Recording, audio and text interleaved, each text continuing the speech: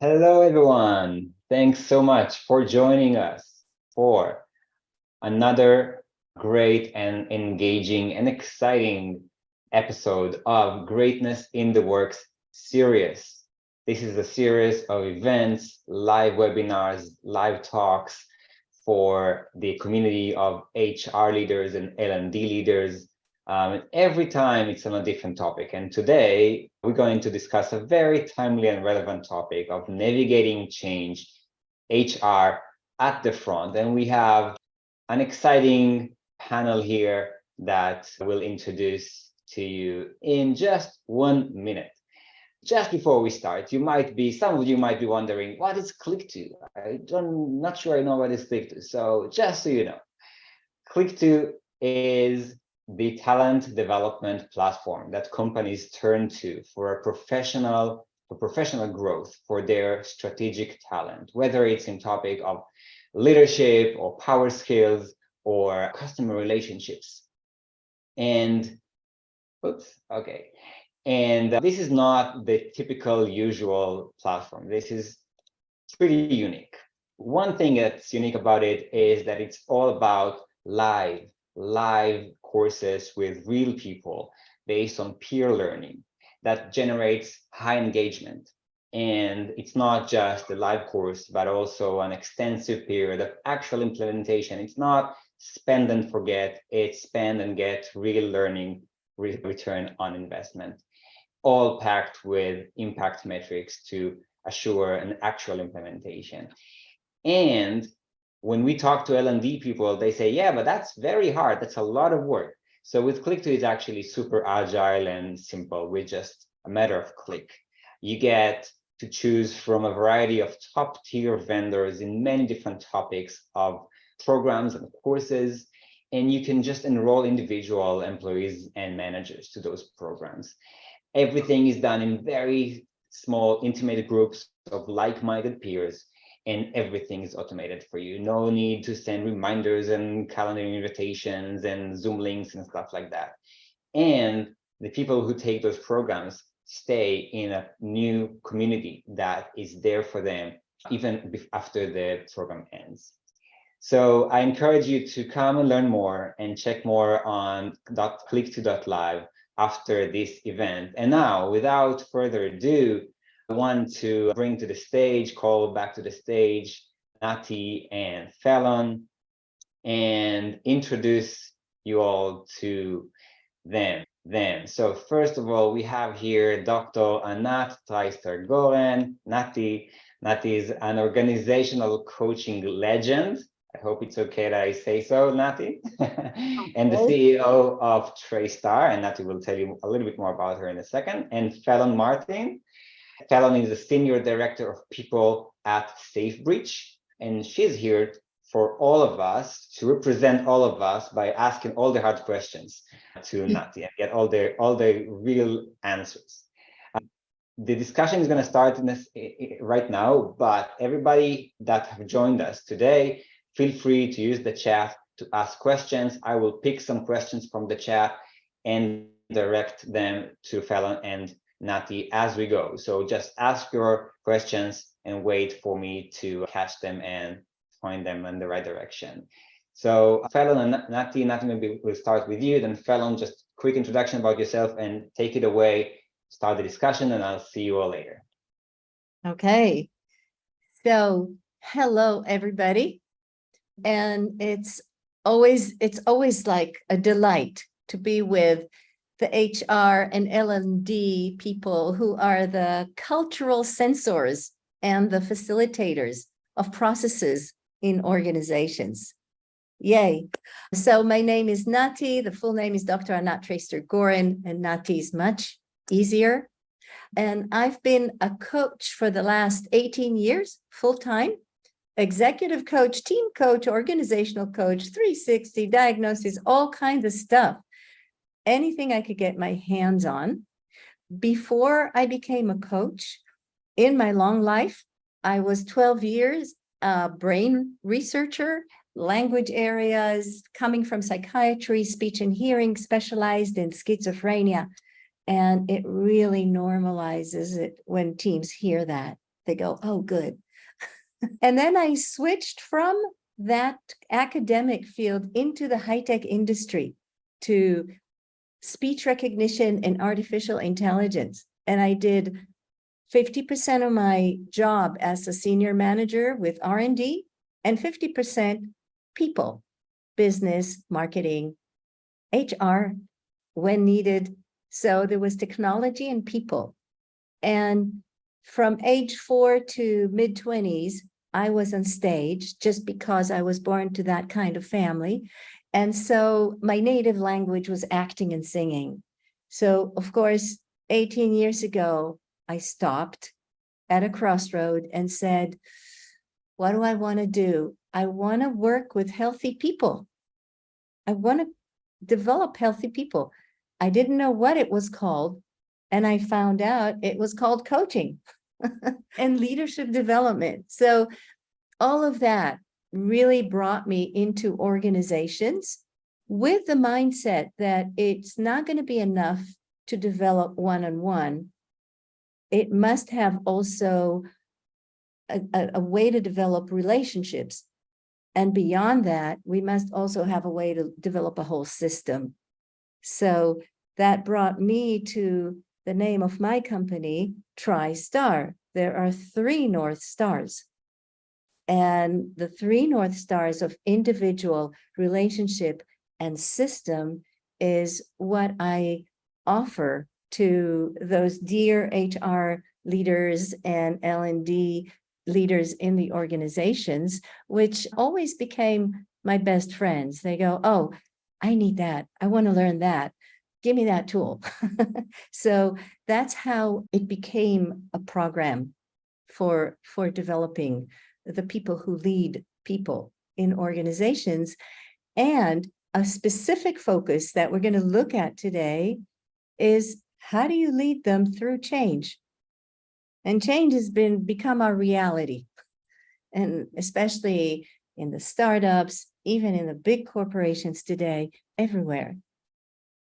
One thing I like about coaching is that it simplifies things and makes it accessible to use. So I want to jump right in and at a very high level share with you a way to look at change.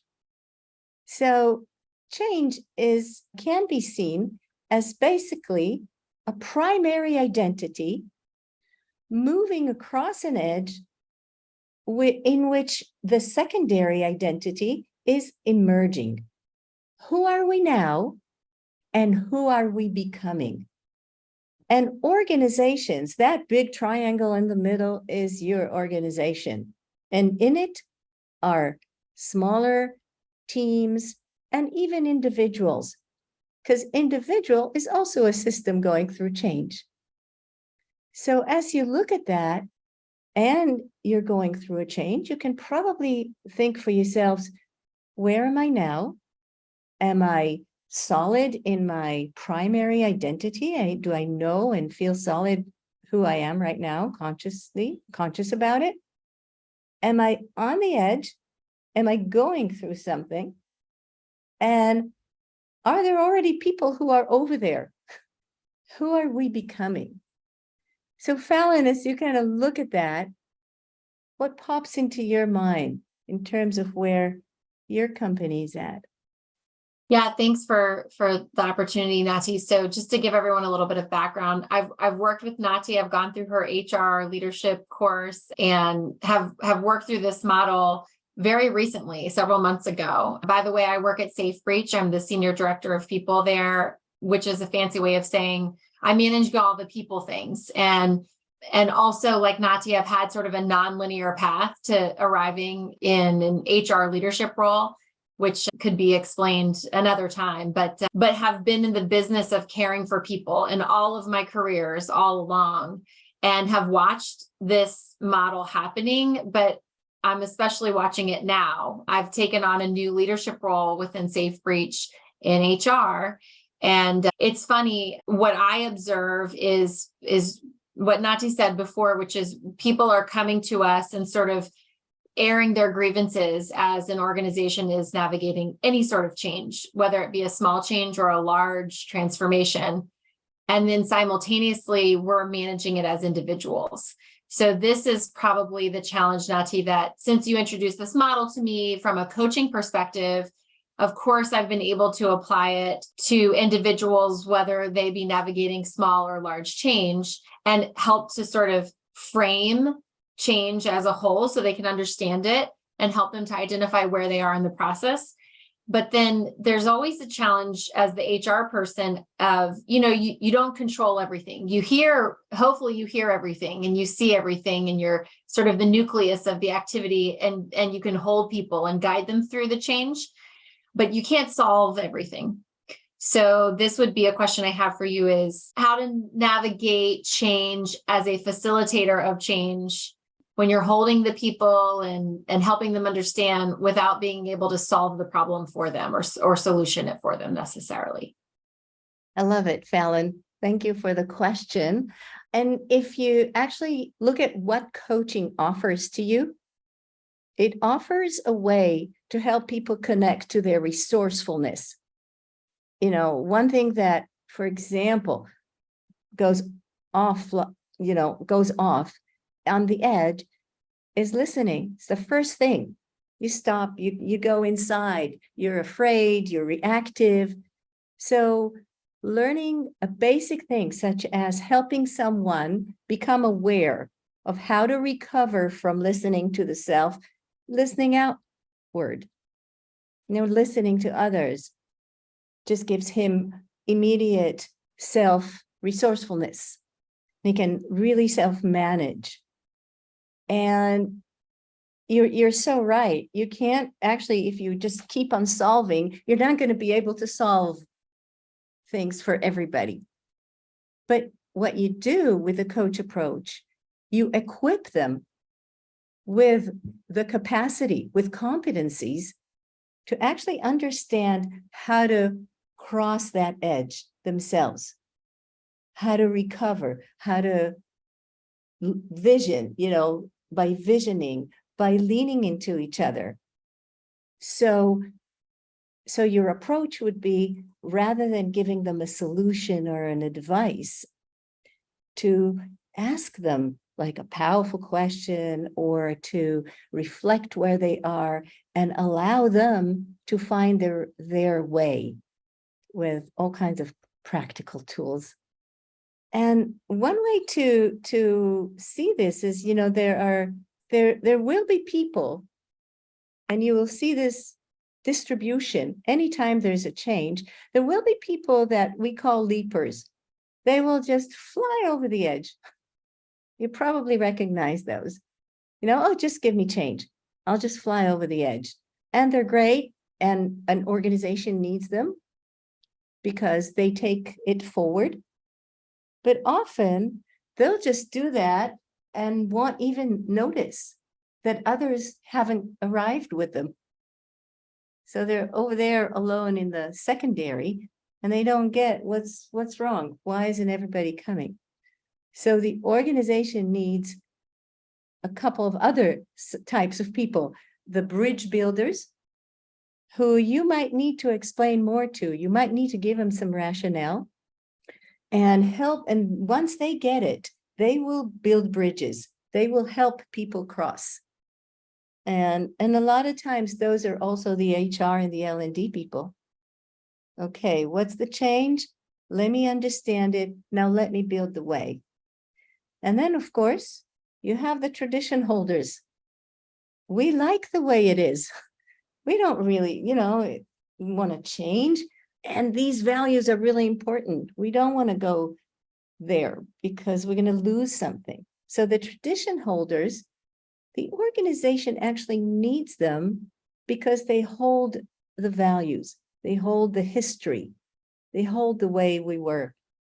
And in order for them to cross the edge, they really need to know the ROI. They really need to be met. And being calmed down that you can hold on to the value. What is it that we're going to allow you to take with you on this journey. Because the big challenge with the secondary is the unknown. We are becoming, it's uncertainty, and we don't know. And the excitement is, once we get there, we're going to form it together, going to create a new primary with time. So yeah, go ahead, Fallon. Where do you find yourself here? Let me unmute. I was just going to say, I've found myself holding each of these roles at various moments in my career, or even various moments in the same role, depending on what the change is. So, for example, if it's a change that is near and dear to me or important to me, maybe I'm a leaper or a bridge builder. But if it's something that's a little bit further from my area of expertise or something I'm unfamiliar with, I might be a tradition holder. So again, I think it's easier to spot it in others as the HR person helping and coaching, but I have to look internally sort of and do the same work inside. That is so wise, Fallon, that you kind of look at the situations and where you were. And from there, you can also, once you get it, from there, you can also ask yourself, so what is it that I need now in order to cross the edge? And who are who are the leapers I can lean into? Who are the bridges that can help me cross? Yeah, it prompts another question for me. If I'm observing tradition holders, I too can see the value there for the organization, in the long game. I think sometimes when others are really bought in and the organization is moving quickly and you have a handful of tradition holders that are really holding on, there can be this uncomfortable friction from the others in the organization. I'm curious how you might suggest navigating that, how to help others to see the value in the tradition holders. Sometimes I struggle with that a bit. Yeah, and definitely. Now that happens. If there's no war between leapers and tradition holders, a real change is not happening. Sometimes there's like all of the communication toxins on the edge might show up, and just a peek into what they are, blaming and criticism and defense, sometimes even contempt, stonewalling, these are the survival behaviors, because you're stopping us and there's blaming and there's this resentment and all that. And, just by slow down, even sometimes I put this triangle on the floor and I put everybody in a room and I say, tradition holders, go to the leaper's place. Leapers, go to the tradition holders' place. Find out what it's like over there and why would an organization need you? So empathetic listening, the ability to actually step into each other's experience, crosses the edge, helps people cross the edge together. So kind of like you're all in the system. That's the first understanding, because the truth about the change for an organization is that when only a critical mass crosses the edge, that's when the whole organization will cross.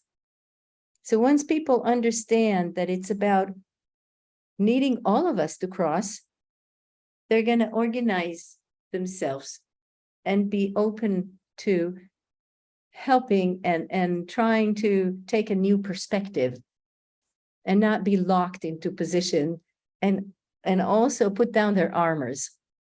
So in general, when you actually open your heart to understand that this is normal, this is actually what's happening, and it's going to happen every time a change occurs.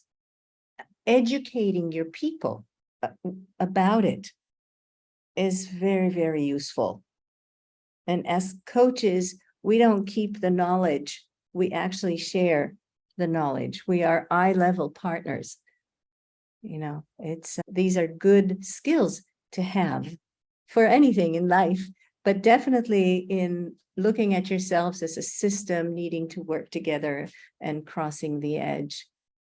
I wonder, Dotan, if there's any questions from the audience that we have?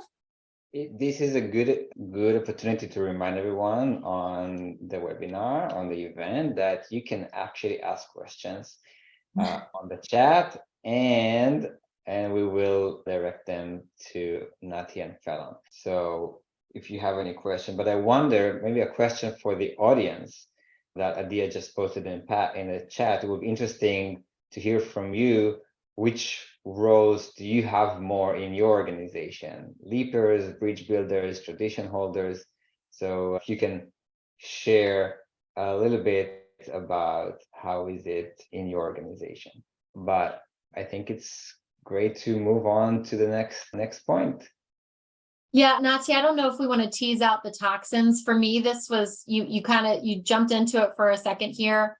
This is something that since the course with you, I've really used within Safe Breach, in my professional life, and I've even used it in my personal life. I joked with Nati and Dotan that I've shared it with my husband and said, man, we really need to learn these behaviors and make sure we're aware of them, both of us.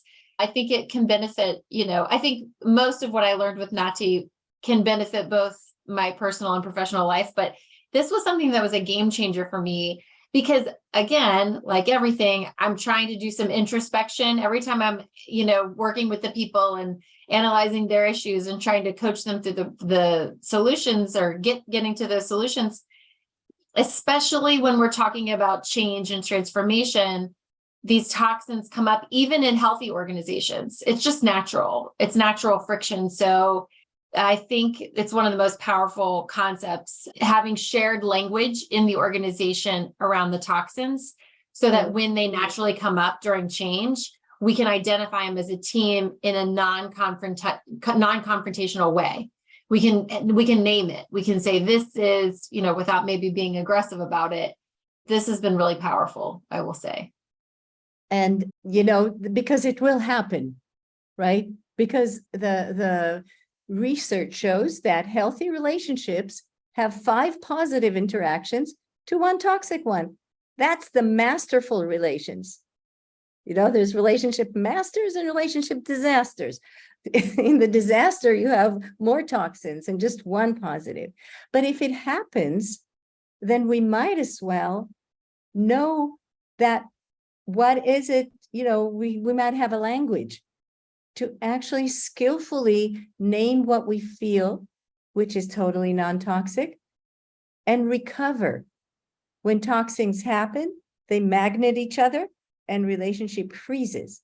And it happens in change. It happens from fear.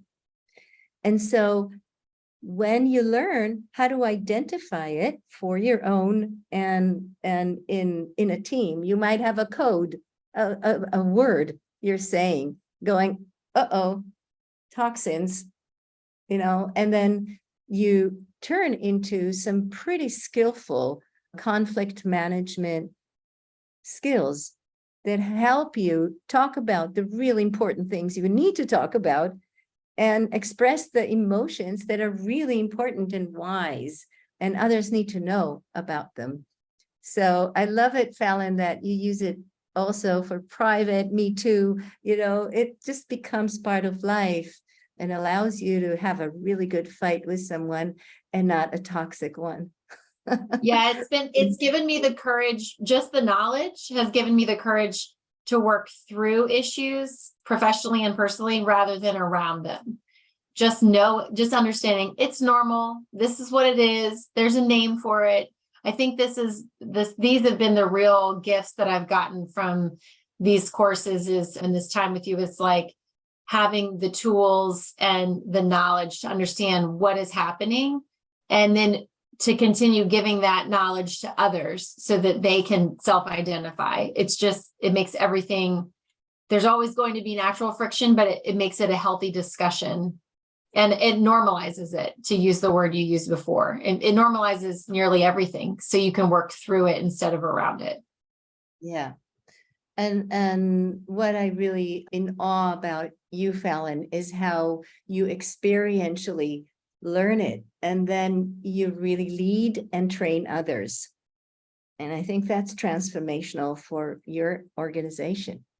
They're lucky to have you do that, lead that way. So I think that's like the gist of what we wanted to show you today, with just a peek into a way to see change and what the role of an HR or an L&D leader would be in such a process. And there's more, but we're out of time. Yeah, we have some great comments in the chat as well from Shira and from Oli. And Shira has a question.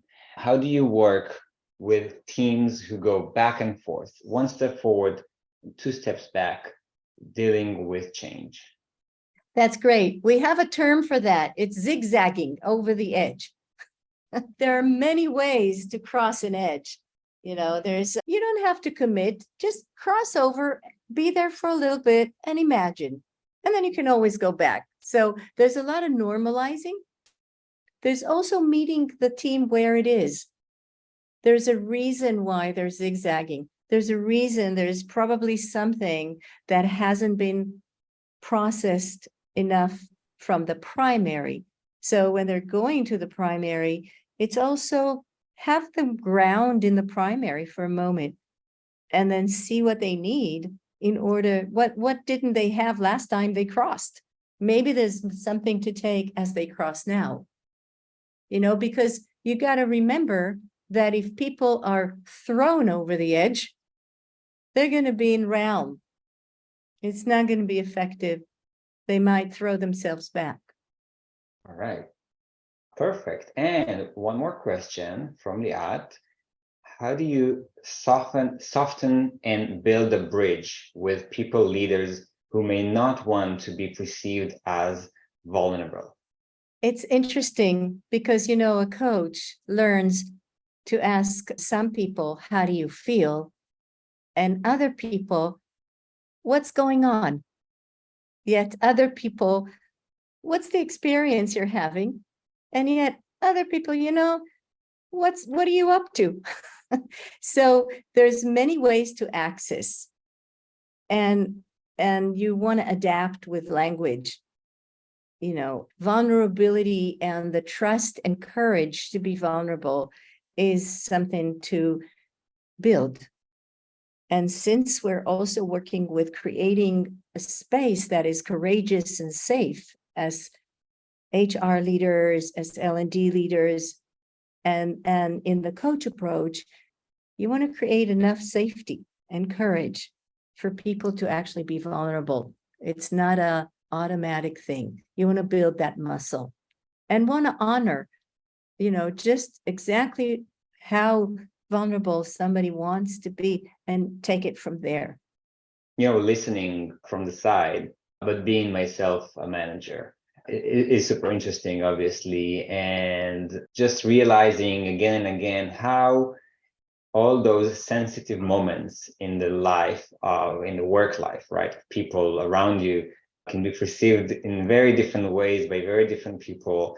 And the easy and the wrong thing to do is, of course, go around it, like Fallon, like you said, to just skip it and not tackle it, because most of us don't really have our natural skills, the natural skills to deal with it directly, to go head into the problem, the challenge, and really deal with it in a professional way. And I think this is when we talk about the coaching superpowers for anybody in leadership, definitely HR.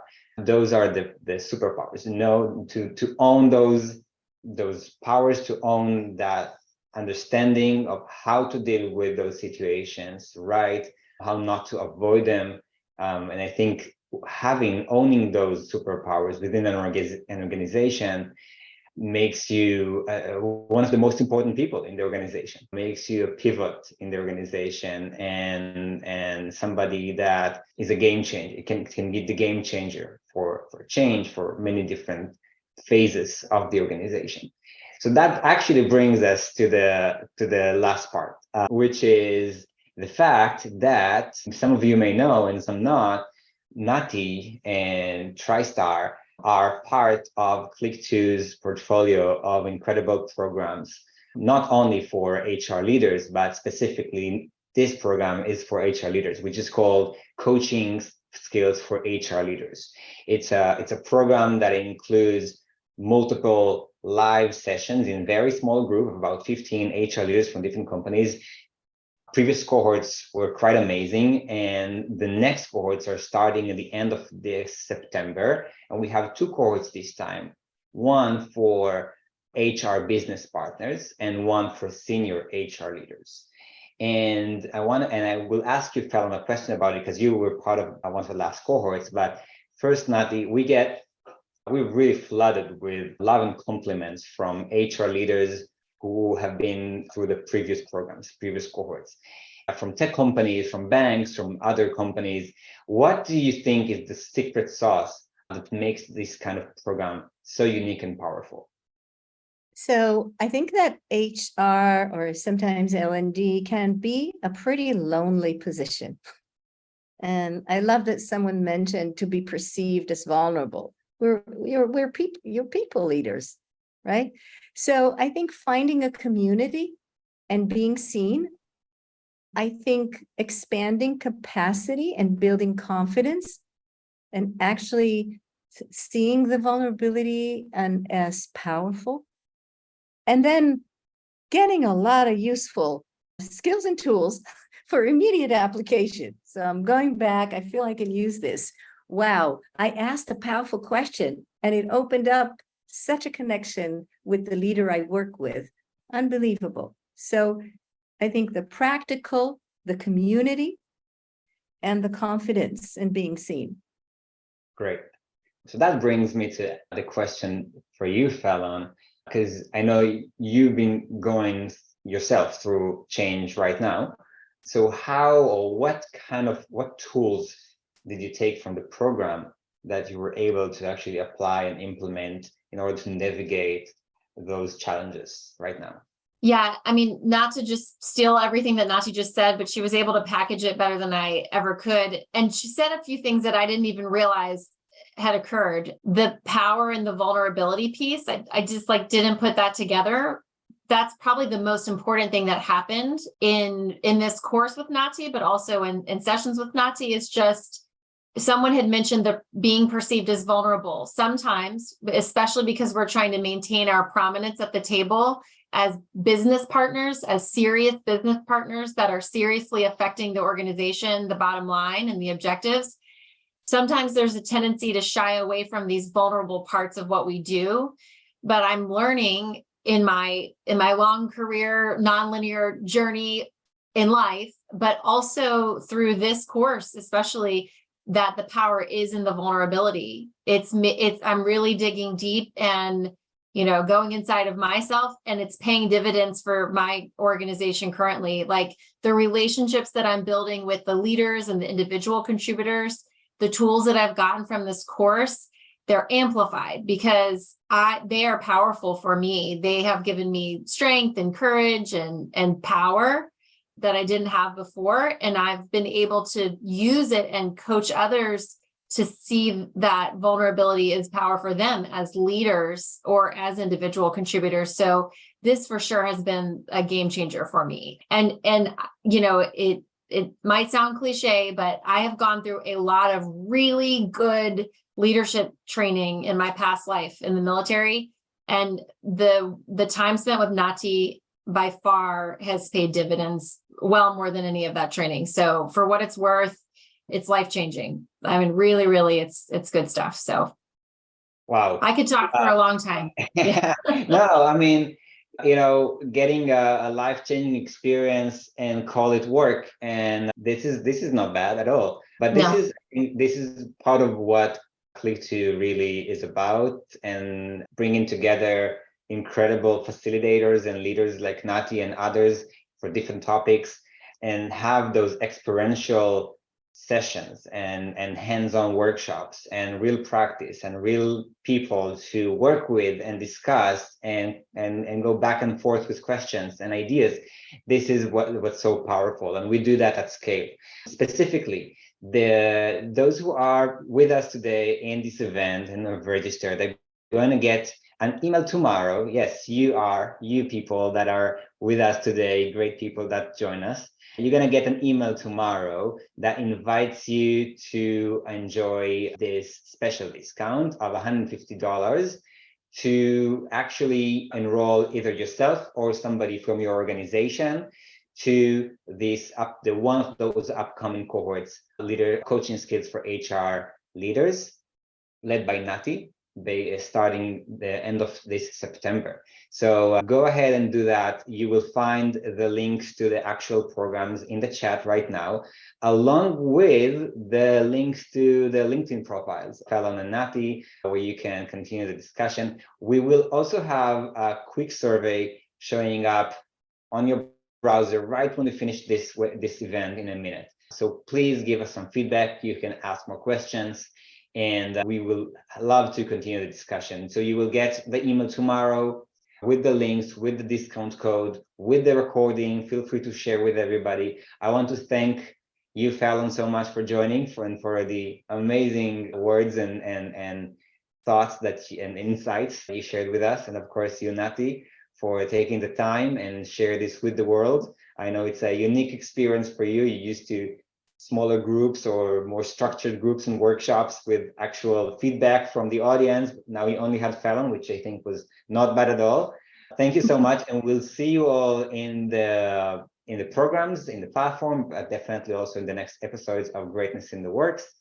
Thank you so much. Please answer the survey. See you soon. Bye-bye. Thank you. Thank you, Dotan, for what you're up to in the world.